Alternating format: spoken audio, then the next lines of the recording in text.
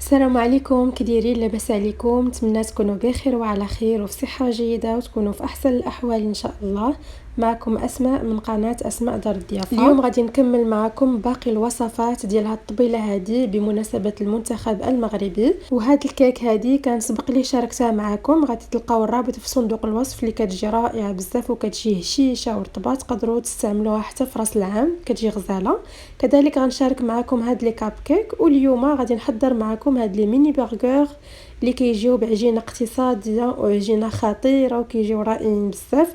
كذلك هاد لي ميني باغيت حتى هما غادي نشاركها معكم بنفس العجين وبحشوه اقتصاديه. بالنسبه للعجين غادي نحتاجو هنايا عندنا الدقيق، عندنا لو بول فين غادي نخلطو. ولكن اول حاجه قبل ما نعجنو غادي نوجدو الخميره ديالنا. غادي ناخدو ملعقه كبيره من خميره حبيبات، غادي نزيد عليها ملعقه صغيره اللي تكون ممسوحه ديال خميره الحلوى، ملعقه كبيره ديال السكر، وكاس ديال الماء يكون دافي، ما يكونش سخون بزاف وما يكونش بارد، يكون دافي. وغادي نحركوا هاد المكونات مزيان حتى كنحسوا بهذيك الخميره ديالنا دابت، ما تبقاش هكا مكوره صافي. وغادي نغطيه ونخليه جانبا حتى كتفاعل ليا الخميره. هنا غادي ناخذوا العجين، هنا غادي نعبر قدامكم بالكاس.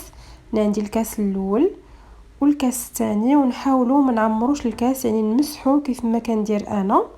هنا الكاس الثاني وهذا هو الكاس الثالث، كنعبروا بكاس ديال العنبه.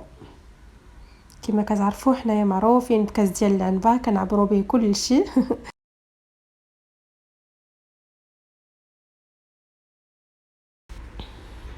هنا عندي 6 ديال الكؤوس ديال العنبه يكونوا عامرين بهذا الشكل هذا.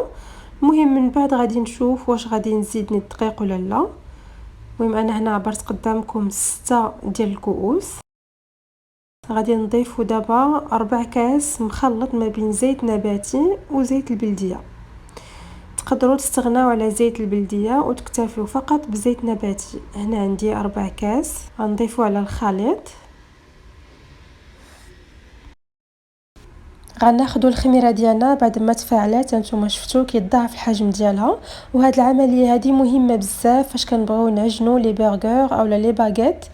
خاصنا نديروا هاد العمليه هذه اننا نوجدوا الخميره قبل ما نبداو نعجنوا. صافي كنضيفوا على الخليط. غنضيف 2 كؤوس ديال العنبه ديال اللبن. ديك الطبله اللي شفتوا معايا في اول لا فيديو ديال المنتخب فاش كنا احتفلنا، هذيك الطبله كامله وجدتها باللبن، سواء لي كيك اولا لي كاب كيك اولا هاد لي ميني برغر والباغيت كلهم درت فيهم اللبن حيت كيجيو رائعين. ما كاينش اللبن كديروا الحليب ماشي مشكل. هنا ضفت الملحه درتها هي الاخرى حيت نسيتها. صافي وغادي نديرها تعجن في العجانه اولا كتعجنوها بايديكم، كتكون النتيجه هي. صافي هنا العجين ديالي بعد ما عجنته غادي نوضعه في طبسيل باش هكا نتحكم فيه اكثر. والعجين ديالنا خاصو يجيكم على هذا الشكل هذا. العجينه كتجي رطبه وكتجي غزال هاد العجينه هذه، واخا كتبقى تلصق لكم شويه ولكن ماشي بزاف، حيت دابا مازال غادي نضيف عليها الكولورون اولا الملون وغادي نرجعها باش هكا تعجن.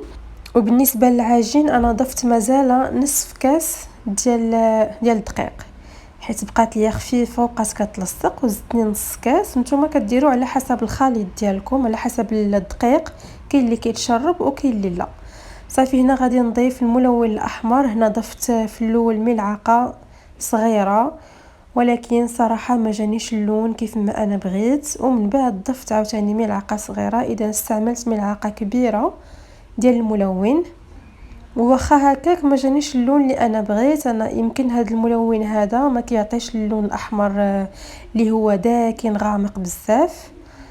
مازال هذاك اللي كنت درت في الكلاصاج هذاك اللون احمر غامق بزاف، هذاك كان جاني زوين صراحه. ولكن هذا كان بحال غادي شي شويه للغوز، لكن ماشي مشكل. هنا بعد ما غسلت البول ديالي حيت كان فيه اللون الاحمر باش هكا ما كيتخلطوش ليا الالوان، غادي نضيف عليه هذيك الكريسه ديالتي وغادي نضيف هاد الملعقه كبيره ديال الملون الاخضر، وحتى هو ما جانيش كيف ما بغيت. انا كنت بغيت داك الاخضر اللي بحال شكل النجمه الخضراء ولكن جاني هذا اللون هذا، ما عرفتش على حسب يمكن النوعيه. صافي كندهنوهم بالزيت وكنخليهم يرتاحوا لمده ديال ساعه حتى كيتضاعف الحجم ديالهم. صافي هنا بعد ما خليت العجين يرتاح لمده ديال ساعه، انا هنا صراحه خليته اكثر من ساعه، ساعه ونص، حيت كنت كنوجد لي كاب كيك، حتى وجدت لي كاب كيك طابو عاد باش خديت العجين ديالي. نتوما تقدروا ديروا فقط ساعه صافي وتخدموا العجين ديالكم. هنا كنوضع العجين ديالي فوق سطح العمل وغادي نبدا نحيد منه هذاك الهواء، وقد ما كتجمعوه بهذا الشكل هذا كيتجمع معكم العجين وما كيبقاش كيتلصق. صافي غادي ناخذ القطعه ديالتي باش غادي نقطع وغادي نعبر. ضروري فاش ديروا شي حاجه اللي كتكون صغيره بحال لي ميني برغر لي ميني باغيت ضروري تستعملوا الميزان باش كيجيكم قياس واحد. انا هنا بالنسبه ليا القياس درت 35 ولا كانت شي وحده كتجي فيها 36 ماشي مشكل، يعني ما بين 35 و 36. صافي هنا كنبداو نجمعوهم، كنديروا في ريوس صبيعاتنا شويه ديال الدقيق صافي وكنبداو نكوروا بهذا الشكل هذا. وخاصكم تكوروهم مزيان، تحاولوا انكم تخليو الشكل ديالهم دائري حيت فاش كيخمروا كيبقاو على الشكل اللي نتوما درتوه في الاول.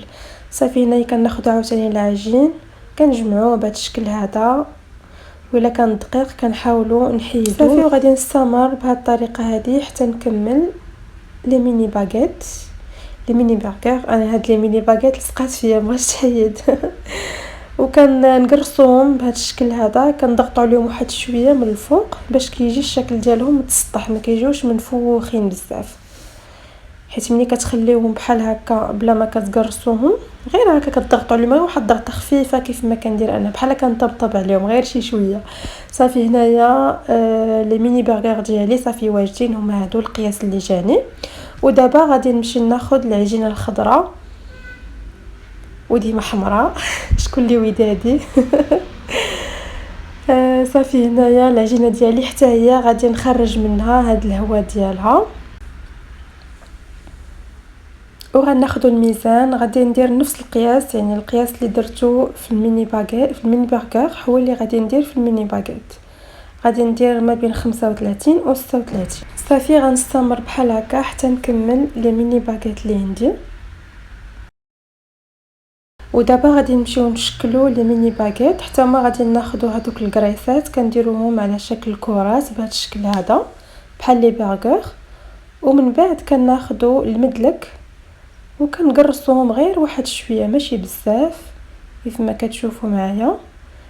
نحاولوا نديروهم على شكل يكون طولي صافي، وكنلويو العجين ديالنا وكنلصقوا هذيك الحاشيه اللي كتبقى لينا كنلصقوها بايدينا بهذا الشكل هذا صافي. وهاهما لي ميني باغيت.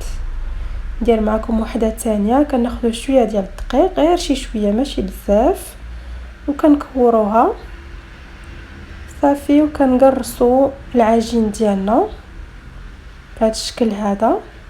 هاد الطريقه هذه كتخلينا نتاكدوا باننا صافي لي ميني باغيت غادي يجيونا على الشكل اللي حنا بغينا،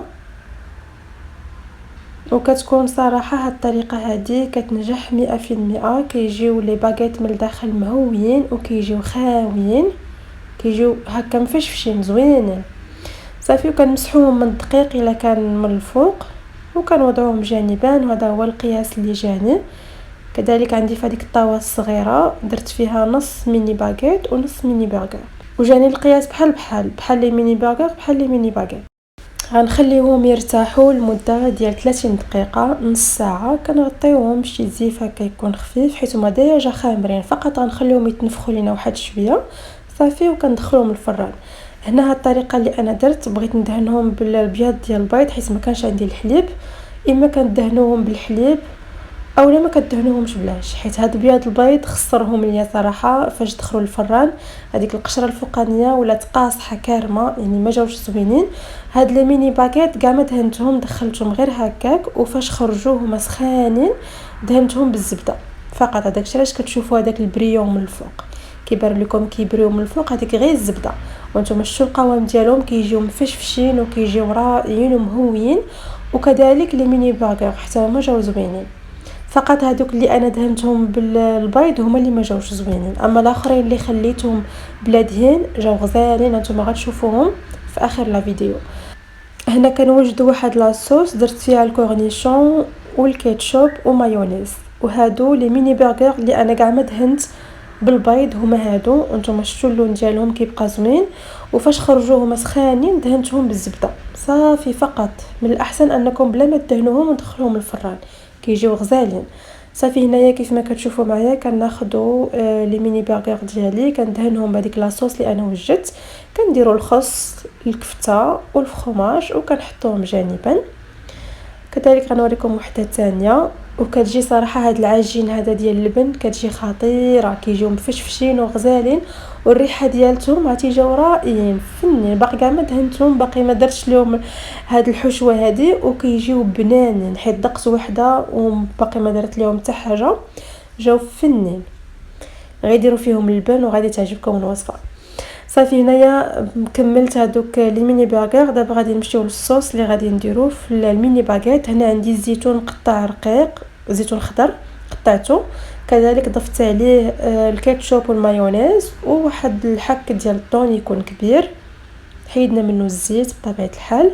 صافي وغادي نخلط هاد المكونات. تقدروا تضيفوا كذلك البطاطا مسلوقه حتى هي كتجي رائعه في هاد الحشوه هذه، غير هي تقطعوها تكون رقيقه باش هكا ما تجيش باينه. صافي غادي نخلط هاد المكونات وغادي ناخذوا لي ميني باغيت ديالنا. بعد ما حليناهم بطبيعه الحال غادي ناخذ شاركوتري قطعتهم على هذا الشكل هذا.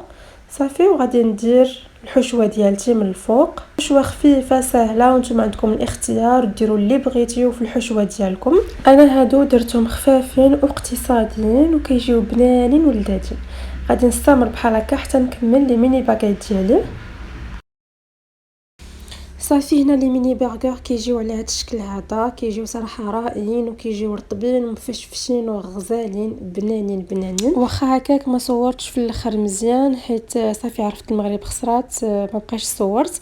بغيت غير نوريكم هذوك لي ميني برجر اللي كيبان لكم حمرين بزاف. هذوك ملي دهنتهم بالبياض ديال البيض وجا اللون ديالهم بحال هكاك، يعني داروا واحد القشره ودغيا تحمروا عتي جاو قاصحين. بلا ما ديروا بياض ديال البيض، خليهم غير هكاك كيف ما قلت لكم في لا فيديو. وهادو لي ميني باغيت اللي جاو غزالين صراحه بحشوه اقتصاديه وبنينه ولذيذه. وصلنا لنهايه لا فيديو، نتمنى تعجبكم هاد الوصفه هذه وباقي الوصفات غتلقاوهم عندي في صندوق الوصف. السلام عليكم، بصحه وراحه.